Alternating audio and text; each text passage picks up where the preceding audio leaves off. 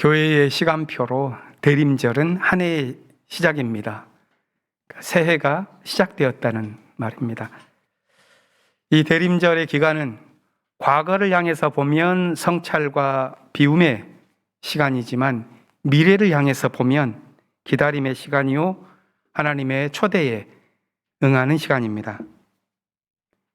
대림절의 주제, 우리가 한 달간 생각해 볼 대림절의 묵상 주제는 멸시와 천대의 땅에 피어나는 임마누엘의 신비입니다. 이 신비가 우리의 삶을 씻고 문명의 길을 밝히는 등불이 되기를 우리는 기다립니다. 올해 대림절엔 우리의 마음이 더욱 절실해졌습니다. 2년간 코로나 사태로 위태로운 시간을 너무나 힘겹게 지나왔기 때문입니다. 여전히 우리 사회의 많은 사람들 그리고 전 인류와 생명체는 고통과 고독을 겪고 있으며 삶의 방식 이전과는 달라야 한다는 요청을 받고 있습니다. 토마스 베리를 비롯한 많은 스승들이 일러주었듯이 인류가 맞고 있는 이 생태적인 위기의 본질은 실상 영적 위기이다 라고 하는 것을 우리는 압니다. 그간 인류가 갖고 온 수백 년 동안의 문명은 오만과 교만의 문명이었습니다. 무한히 성장할 수 있고 무한히 소비할 수 있다는 그런 이데올로기와 함께 살아온 인간은 한계의식을 상실했습니다. 그렇기 때문에 자연을 약탈하고 동료 인간을 편견과 차별로 억압했습니다. 우리가 맞고 있는 큰 위기 가운데 가장 거대하게 다가오는 것이 기후위기 같습니다. 하지만 이 앞에서도 성장을 포기하지 못하는 인류는 아직까지 파국으로 가는 길을 멈출 수 있는 해법을 발견하지는 못한 것 같습니다. 이번 달 초에 영국 글래스고에서 제26차 UN 기후변화 협약 당사자국 총회가 있었지요. 그런데 세계는 아직까지 1.5도라고 하는 지구온난화의 안전 한계치를 지키는 일에 온전히 합의하지를 못했습니다. 의미 있는 결정도 물론 있었습니다. 하지만 여전히 지구온난화의 상한선을 훨씬 초과하는 경로를 우리는 지금도 걷고 있다는 것을 확인했습니다. 그러다 보니 우리의 삶이 진행되어지는 이 과정 자체가 매우 위태롭다는 느낌이 여러 곳에서 듭니다. 그것을 곰곰이 생각해 보니 지난 문명의 동력이었었던 성장주의의 신화를 사회가 벗어나고 있지 못하기 때문에 우리 역시도 벗어나 있지 못하기 때문에 생겨나는 것은 아닌가 하는 판단이 듭니다. 사회 곳곳에서는 오히려 지난 시대로 역행하려는 근본주의의 번성이 번뜩이고 혐오와 배제의 압력이 높아갈 때도 많습니다. 새로운 도전에 아직 어떻게 임해야 할 것인지 준비되지 않았기 때문에 나타난 현상들이 아닌가 생각합니다. 촛불혁명으로 이루어졌던 수많은 개혁과 연대의 꿈들, 그 기운 역시도 많이 사라진 것 같습니다. 교회 역시 위기를 경험하고 있지요. 생태 문명을 향해서 든든히 향해 가기보다는 많은 교회가 여전히 종교적 배타주의라는 수렁에 걸려서 괴로워하고 있습니다. 그러다 보니 우리의 교회는 정말 지속 가능할까 하는 이런 물음 앞에 스스로가 회의하는 듯 합니다. 진보적 교회라고 할지라도 다음 단계로 넘어가는 시대의 매듭을 온전히 풀지 못했다 하는 생각이 듭니다. 우리 교회 역시 위태로운 시간을 믿음으로 일구기 위해서 애쓰고 있습니다. 지난 주일에는 미래선교 연구위원회 한 분과인 진보신학 팀에서 발표를 했었는데요. 많은 미래지향적인 주제를 함께 논의한 시간이 참 의미 있었습니다. 4가지 주제가 있었는데요. 첫 번째는 진보적인 교회가 겪는 갈등의 성격과 해법에 대해서 잘 정리해 보았습니다. 그리고 두 번째는 어린이와 엄마, 즉 양육자가 배제되고 있는 우리 현실, 그것이 어떻게 여성과 성소수자에 대한 혐오로 나타나고 있는지 들여다보았습니다. 세 번째로는 코로나 사태에서 변화된 세계에서 경험되는 사람들의 모습, 교회의 모습을 살펴보면서 앞으로 다가올 세계는 어떨까 함께 상상해 보기도 했습니다. 저 개인적으로 인상적이었던 부분은 네 번째 주제였습니다. 그것은 가족 구성권이라는 개념입니다.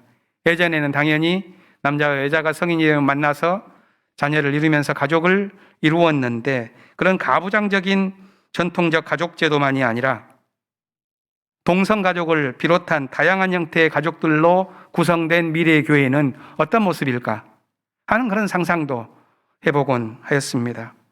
아마 이러한 주제들이 우리 교회만이 아니라 한국 사회에서 또 깊이 생각해내야 할 그런 과제들이 아닌가 그려보았습니다. 오늘 우리는 대림절에 예수의 의미를 묻게 됩니다. 과연 어떤 예수가 우리 시대의 상처를 싸매주고 우리의 아픔을 위로해 줄 수 있을까요? 과거에 등장했었던 기독교의 모습만으로는 우리 시대의 대림절의 모습을, 또 말해야 될 목소리를 다 대변하기는 어려울 것으로 생각합니다. 우리가 맞아야 할 그리스도 사건, 거기에는 무언가 더 묵직한 체험적 요소가 필요할 것입니다. 예수를 모신다는 것은, 우리 마음속에 기다리면서 빈자리에 예수를 모신다는 것은 두 가지 의미가 있다고 봅니다. 안으로는 자신의 존재가 새롭게 거듭나는 것이요, 밖으로는 역사의 어둠을 뚫고 사랑과 평화를 꽃피우는 것입니다. 거듭난 존재로서 하나님 나라를 향해 믿음의 행진을 하는 것, 그것이 바로 기독교 종교가 지향하는 삶의 모습일 것입니다. 그 삶을 향한 갈망과 기다림에는 어둠과 절망이 있지만 그 고통의 세계 한가운데 피어나고 있는 은총에 대한 신뢰가 우리에게는 있기 때문에 신앙의 용기 있는 행진이 거기서부터 시작된다고 봅니다. 대림절 첫째 주일의 제1성서의 본문은 예레미야 안에 있는 작은 위로의 책 그 끝부분입니다. 알다시피 예레미야는 나라가 패망하던 시기에 활동했던 예언자였죠. 그는 긴 침묵을 깨고 다시 공식적인 활동을 재개했는데, 그때는 이미 나라가 소생할 수 있는 기회를 완전히 잃어버린 절망적인 시기였습니다.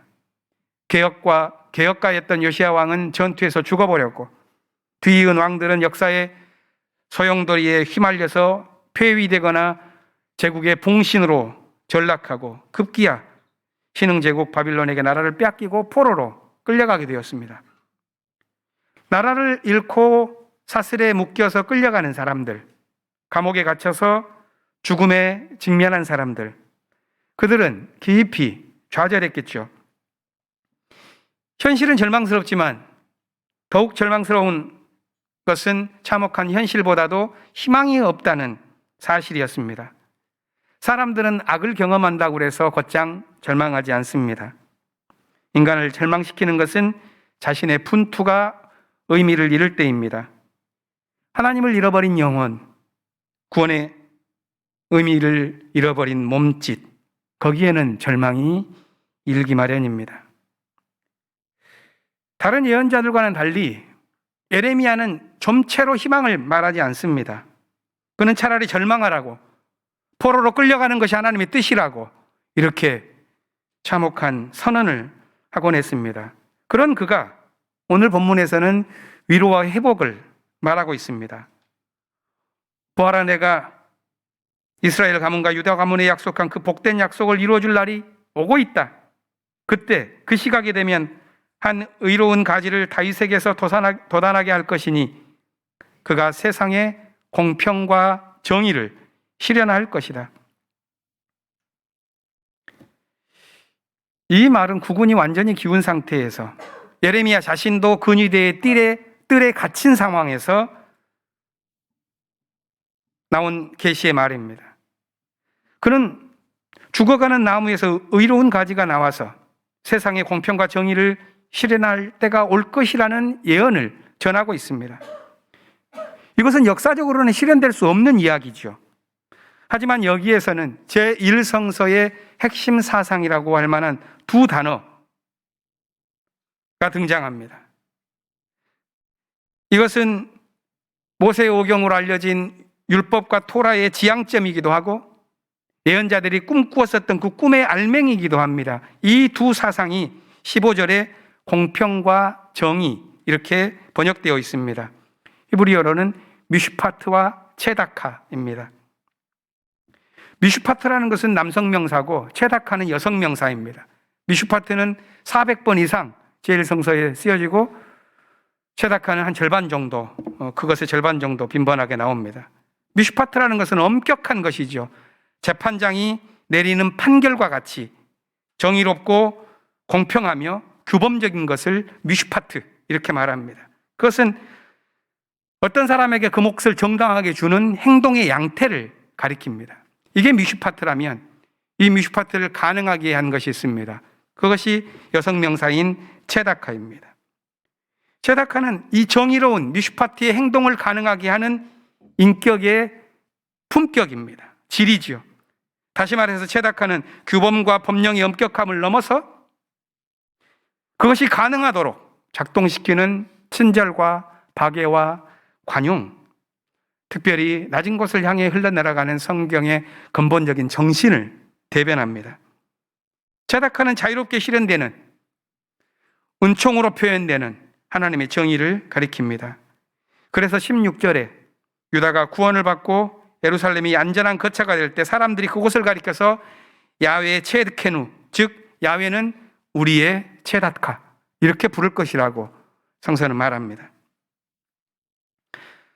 생태 문명의 기초를 놓는 많은 활동들이 벌어졌는데 철학적인 분야에서 가장 먼저 그것을 잘 설명했다고 말하는 철학자 알프레드 화이트헤드는 이런 물음을 던집니다. 인류는 계속해서 진화하고 있는데 그 진화가 진정으로 인류의 향상이라고 한다면 그 기준을 무엇으로 삼아야 하는가? 화이트헤드는 그것을 체다카의 감각에 달려 있다라고 말합니다. 자신의 욕망을 이루는 것을 어떤 이들은 그것이 체다카다 이렇게 여기는 수준이었다면 그것이 아니라 하나님 나라의 새로운 미덕을 향해서 오히려 자신을 갱신시키는 것, 이것이야말로 진정한 체다카다 이렇게 여기는 단계로 도약하는 것, 거기에 인류의 향상이 있다고 보았던 것입니다. 예레미야는 자기 시대의 고통 속에서 의로운 가지가 돋아나는 환상을 봅니다. 거기에는 공평과 정의가 이루어지고 마침내 그곳에서 야훼의 구원이 흘러나올 것이라는 것을 그려봅니다. 그런 의미에서 예언자는 단지 비난하는 사람이 아니라 감싸고 위로하는 사람입니다. 그의 시선은 자신에게서 대상으로 곧장 화살처럼 박히는 것이 아니라 하나님의 마음을 통과하여 삼각선으로 이어진다고 하는 랍비 아브라함 에셀의 말은 그렇기 때문에 의미심장합니다. 이것이야말로 보이는 절망 속에서 보이지 않는 은총의 세계를 찾아가는 종교의 지혜이기 때문입니다. 예레미야가 기원전 6세기에 유다의 멸망을 배경으로 했다면 누가복음 21장의 본문 배경은 주 1세기 예루살렘의 멸망을 염두에 둔 것처럼 그려집니다. 둘 다 말하고자 하는 것은 이전 시기가 끝났다 하는 것이죠. 예수는 이렇게 말합니다. 민족의 소란과 세상의 혼란이 일 때 그때야말로 인자가 바로 와서 구원을 베풀 때이다. 성서 본문을 문자 그대로 해석하는 사람들은 혼란과 파국에 주목하지만 성서가 말하고자 하는 것은 그 가시적인 파국의 증상 너머에 있는 구원의 시간에 대한 분별입니다. 그것이 이어지는 무화과 나무의 비유에서 예수께서 말하는 교훈이죠. 무화과 나무의 잎이 돋아나는 것을 보고 여름이 오는 것을 알 수 있듯이 세상이 파국으로 비춰질지라도 가까이 오는 하나님 나라를 분별하기 위해 깨어 있어라. 이것이 교회가 오랫동안 대림절 첫째 주일 본문으로 묵상해온 내용입니다.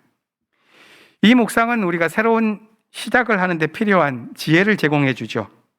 파국의 시간에도 하나님 나라를 분별하고 그리스도 앞에 서 있으면서 기도하며 깨어 있는 것, 그것이 대림절을 여는 마음이라는 것입니다. 우리는 완벽한 사람이 아닙니다. 우리는 모두 깨어지고 실패하고 상처 입는 경험을 가졌지요.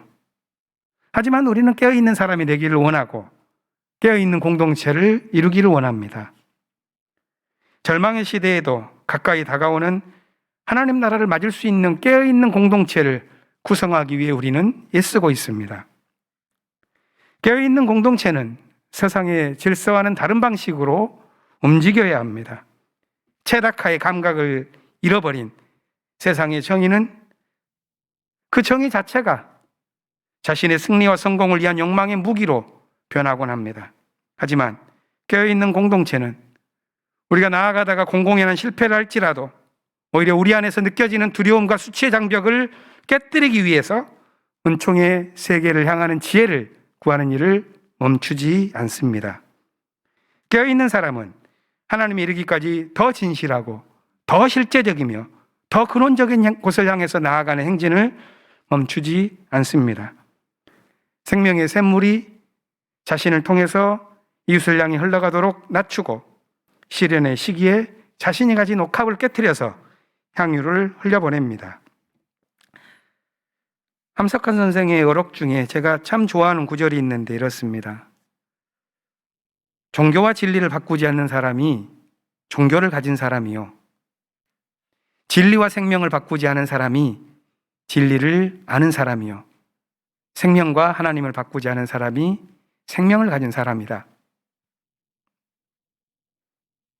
종교보다 더 큰 진리를 향해서, 진리보다도 더 생동하는 생명을 향해서, 생명보다 더 근원적인 하나님을 향해서 나아가는 사람이 깨어있다는 말이겠습니다.